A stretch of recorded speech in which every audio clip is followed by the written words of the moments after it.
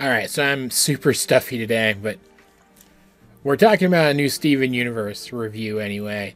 Today we're looking at another issue of the Steven Universe ongoing comic, which I think continues to be pretty good.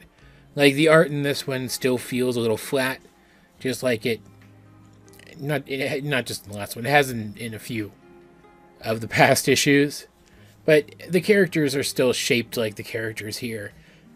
And man, this comic just has a really good voice, which I'll talk about in a minute. In this issue, after tasting a pumpkin donut created by Sadie and Lars, though he won't admit it, which is a cute little detail, and therefore discovering the wonder of pumpkin food, Steven learns that the mayor is putting on a cook-off in town to try to, again, entice more people to come to town during the off-season. It's mostly going to be the town's restaurants submitting harvest-themed dishes, but Steven can enter as well. So he goes to Lapis and Peridot because he knows they enjoy creating things and because, they have a farm. And after realizing that they can't make anything with Pumpkin, because of Pumpkin and the fact that she would be very angry if they did that, they decide to use some other harvest vegetables to create sort of a harvest vegetable soup, showing off some more creative uses for, well, specifically Lapis's powers in the process. We don't really get a great look at, but it sounds delicious.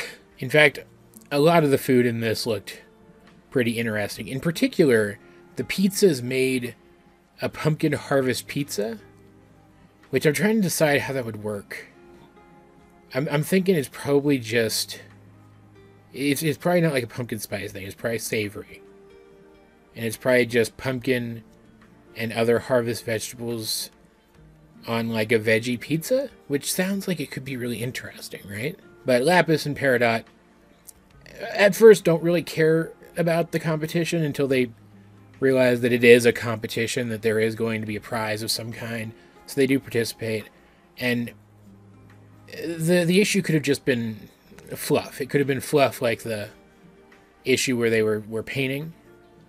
But there's actually a little bit of mystery here because other people's dishes start being destroyed, but they're all pumpkin-themed dishes. And after a stakeout, they discover that it's actually Pumpkin ruining them because she's so mad that people are using pumpkins to cook. Despite the fact that there is a clear and obvious difference between her, a living pumpkin with some level of sentience, and a vegetable. Still, it was a pretty cute detail, and nobody's really mad at Steven for bringing Pumpkin to the event and her destroying the dishes when they find out that the prize is just a butt-ton of cream corn and a first-place ribbon, which Sadie wins for the pumpkin donuts and gives to Peridot when she sees how much it mattered to Peridot to win the ribbon. Like, it takes a little bit of prompting from Steven, but it's still a cute character moment and something I could totally buy Sadie doing.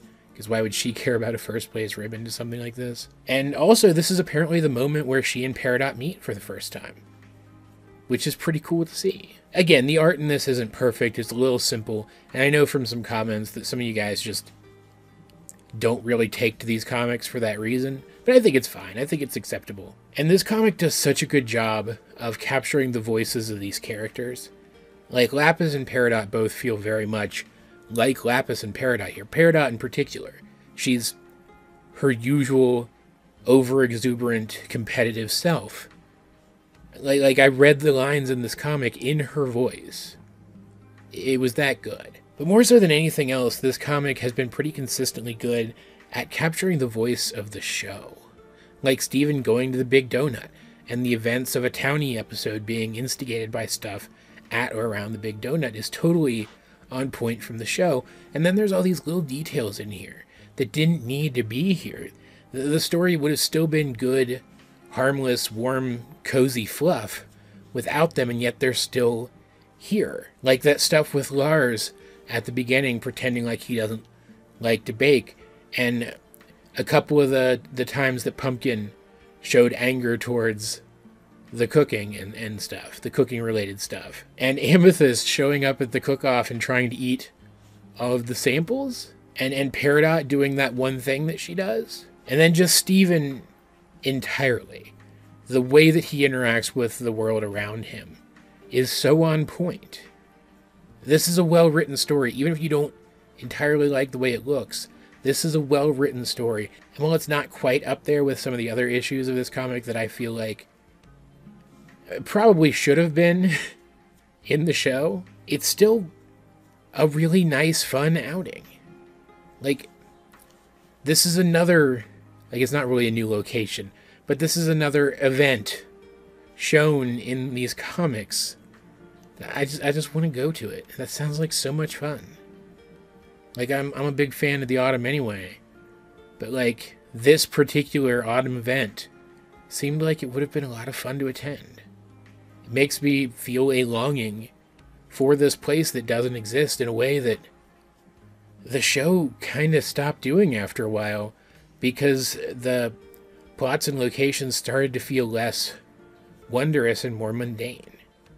The fact that this comic was able to capture that feeling again, I think, is the main reason why I feel that it captures the voice of the show so well. Like, I totally get if you don't like the art in this and that is a bridge that you cannot cross, but I really think it's worth giving these a try. Steven Universe Ongoing. It's a really solid, fun series. As per usual, guys, what did you think of, I don't think I said it, this would be, I think, issue 11? Yeah, issue 11 of Steven Universe Ongoing. What did you think of it if you have read it? Let's get a discussion going in the comments section down below. And while you're down there, you might as well like the video, share it with anyone else who think would enjoy my content, subscribe if you haven't. You can also check out links to my various social medias, as well as the many ways you can help out the channel. Those will be in the video description, but either way, this has been AJ22, and I will talk to you guys later.